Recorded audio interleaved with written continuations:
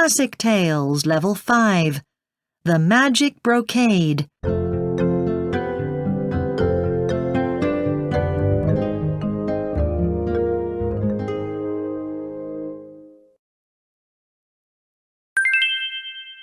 Long ago, in a small village, a woman lived with her 3 sons. Her husband had died, and now she was poor.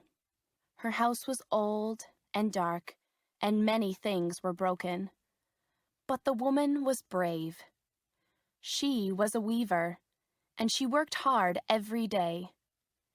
She wove beautiful brocades. Each brocade took 5 days to weave. She worked all week, and every Saturday she went to the market to sell her brocade. Then she bought rice, vegetables, and flour, and every Sunday she had a rest. One Saturday, the woman was at the market as usual, and she saw something. It was a picture of a house. A lovely white and gold house with a beautiful garden. An old man was trying to sell it. "How much is this picture?" she asked him. "How much have you got?" he replied.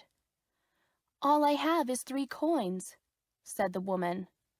"Then that is all it costs," he smiled. The woman looked at the picture. She wanted it very much. She looked at it and thought for a long time. Then she said, "Here," and she dropped her last 3 coins into the old man's hand. "It's yours," he said. "Good luck, woman." "What a lovely house!" the woman's sons cried. "I want to live there," said the youngest. "So do we," said his 2 older brothers. "Copy it, mother," cried the youngest. "Weave a copy. Weave it into a brocade." So the woman began to work.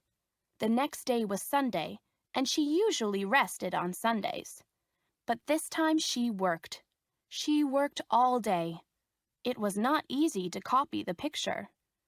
"Stop for lunch," her son said. "I can't," she replied. "I must do this right. This is going to be my best brocade." The woman worked every day. She only slept for a few hours each night.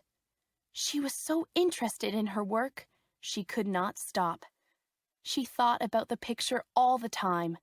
She wanted to make her brocade as beautiful as the picture.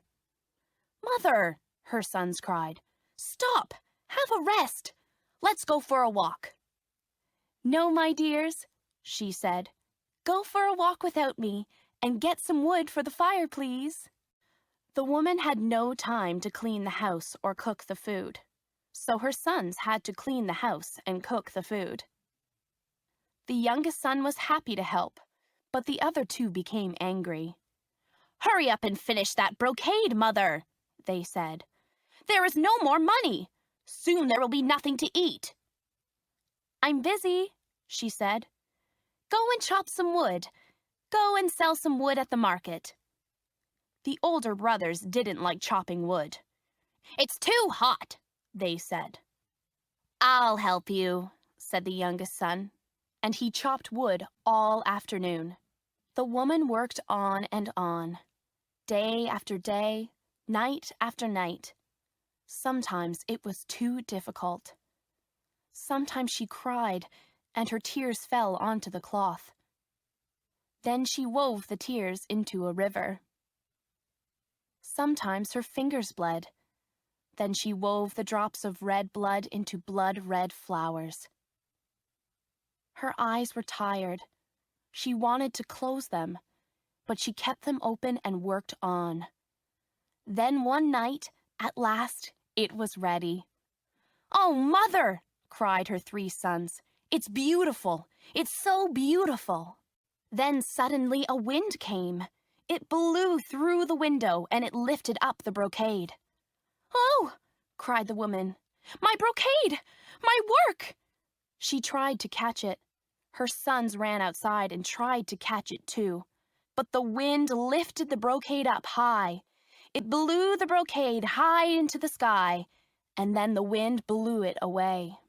The woman became ill. She lay in bed for many days, and she could not speak.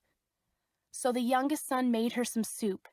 He spoke to her softly, and she drank some. "Are you feeling better?" he asked softly. "Do you like the soup?" But all she said was, "Go to the mountains. Find my brocade and bring it back to me." The youngest son told his brothers, and the oldest son went off to find his mother's brocade. The oldest son walked quickly, and soon he reached the mountains. Halfway up the mountain, he saw an old woman. She was sitting under a cherry tree. "Where are you going?" she asked. "I am looking for my mother's brocade," he said. "Oh," she said, "the brocade? The fairies have it. The fairies of Sun Mountain. They are copying it." "Well, my mother wants it back," said the oldest son. "Does she? Then listen," said the old woman. "Take this hammer, knock out your 2 front teeth. Give them to this stone horse. He will eat some cherries, and then you can get onto his back and ride him. You will have to ride through fire, and you will have to ride through ice." The oldest son looked at the hammer, and he was afraid. He did not want to knock out his 2 front teeth. He did not want to ride through fire. He did not want to ride through ice. And he did not believe her. "I can't," he said at last. The old woman was kind to him. "Okay," she said. "Go home then. Here, take this bag of coins for your mother. I know that she is poor." The oldest son took the bag of coins and thanked the old woman. But he did not go home. He went to a nearby town and spent all the money. The oldest son did not come home. His mother waited, but he did not return. So the middle son went to find the brocade. He walked quickly. Halfway up the mountain, he saw the same old woman sitting under the cherry tree. "Where are you going?" she asked him. "I am looking for my mother's brocade," he said. "Oh, the brocade," she said. "The fairies have it. The fairies of Sun Mountain. They are copying it." The middle son looked at the old woman. "Well, my mother wants to have it back," he said. "Then listen," said the old woman. "Take this hammer. Knock out your 2 front teeth. Give them to this stone horse. He will eat some cherries, and then you can get on his back and ride him. You will have to ride through fire, and you will have to ride through ice." The middle son looked at the hammer, and he was afraid. He did not want to knock out his 2 front teeth. He did not want to ride through fire. He did not want to ride through ice. And he did not believe her. "I can't," he said at last. Again, the old woman was kind. She gave him a bag of coins for his mother, and she told him to go home. The middle son took the bag of coins and thanked the old woman. But he did not go home. He went to a nearby town and spent all the money. His mother waited for him. She cried so much that her eyes were red, but he never came.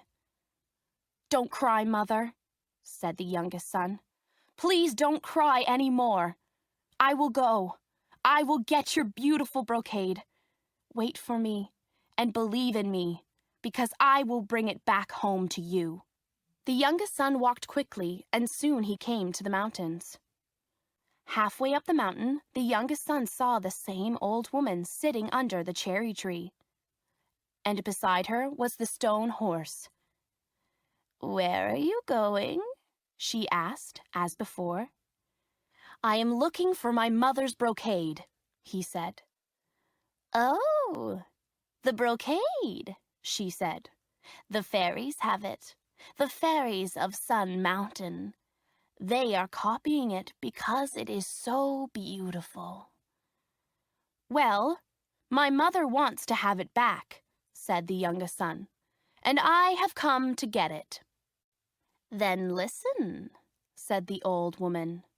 Take this hammer. Knock out your 2 front teeth. Give them to this stone horse. He will eat some of these cherries, and when he has eaten them, you will be able to get on his back and ride him. Be brave. You will have to ride through fire, and you will have to ride through ice. The youngest son looked at the hammer. He was afraid. He did not want to knock out his 2 front teeth. He did not want to ride through fire. He did not want to ride through ice. But he believed her. Give me the hammer, he said, and he knocked out his 2 front teeth. The youngest son gave his 2 front teeth to the stone horse, and at once it was alive. The horse got bigger, and it reached up and ate some cherries from the tree. Then it was ready to go. The youngest son got onto the horse and rode away.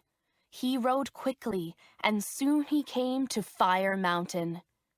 He stared at it, and he was afraid, but he said nothing. He only rode. He rode towards it and into the fire. The whole place was red hot. There were flames on either side of him, but he did not cry out. He made no sound. Quickly he rode to the top of the mountain and down the other side. He could hear his heart and the sound of the flames, but he said nothing. Then he came to a huge sea.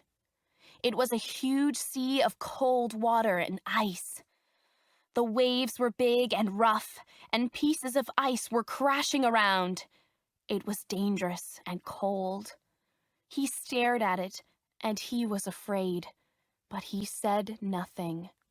He only rode towards it and through the crashing pieces of ice. The whole place was icy cold, and there was ice on either side of him, but he did not cry out. Quickly, he rode through it and out to the other side. He could hear his heart and the sound of the ice breaking, but he said nothing. The youngest son's clothes were wet. His hair was wet. Water dripped from his clothes and it dripped from his hair. He sat on the horse and looked in front of him. Ahead, in the soft golden light, he saw a lovely mountain. And at the top of the mountain, there was the crystal palace of the fairies of Sun Mountain. He stared at it for some time because it was so beautiful. Then he rode towards it. The door to the palace was open, so the youngest son walked into the main hall. Sunlight came through the crystal glass roof and through the big windows. The hall was huge and full of light. Sunlight fell through the glass windows and made little rainbows on the floor. The whole room was full of the most beautiful light. And the youngest son saw 100 fairies copying his mother's brocade. The youngest son walked to the front of the hall. The fairies all stopped working and looked up at him. "Good morning," he said. "I have come to get my mother's brocade." Nobody said anything. Then a fairy in a red dress came up to him and touched him on the arm. "We will soon be finished," she said softly. "Then you can take your mother's brocade back home to her. But first, go through into the other room, eat, drink, and rest yourself. We need to work a little longer. Tonight, we will be finished, and then tomorrow morning you can take back the brocade." The youngest son was hungry and tired, so he thanked the fairy and went into the next room to eat and rest. There was food on the table and a place where he could sleep. Through the windows he could see the sky, and it was beautiful. He lay down and stared at it for several hours.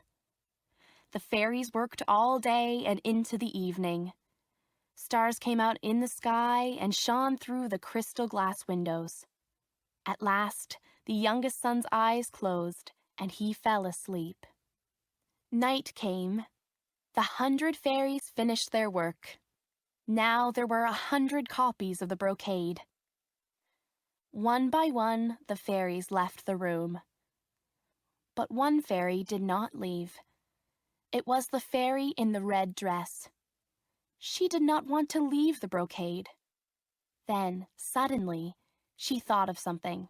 She had an idea. Quietly and carefully, she added a picture of herself to the brocade. She wove herself standing under a little tree in the garden. "Now I am a part of the brocade," she thought. "So the brocade and I will always be together."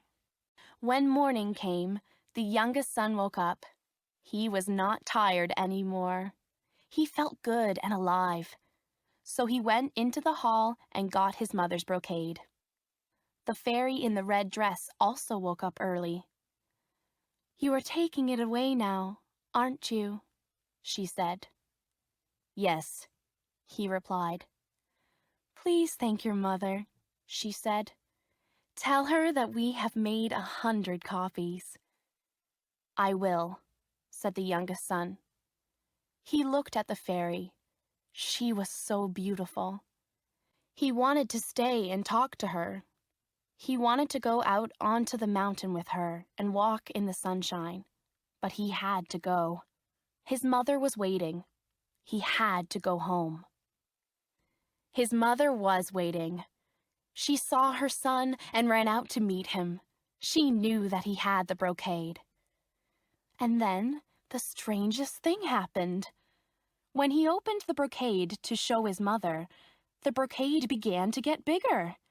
A little wind came from somewhere and pulled at the brocade. And the brocade got bigger and bigger. And then, suddenly, everything came to life. The house and garden became real. The little white and gold house, the beautiful garden full of flowers and trees, they were real. The mother and her youngest son stood there. They stood there in the garden. All around them were flowers, and then the youngest son saw someone. It was the fairy, the beautiful fairy in the red dress. She was standing under a little tree. And so it was real. It was all real. The house, the flowers, the fairy, everything. The youngest son married the beautiful fairy, and they all lived happily together in the white and gold house. The woman no longer weaved brocades. Instead, she spent all her time growing flowers in the beautiful garden. Then, one day, 2 men came down the road. It was the 2 older brothers. All their money was gone, and they were poor and had nowhere to go. They were sorry for spending the coins and leaving their mother. "Brothers!" cried the youngest son. Look at our beautiful new house! Isn't it wonderful? Brothers, come home!"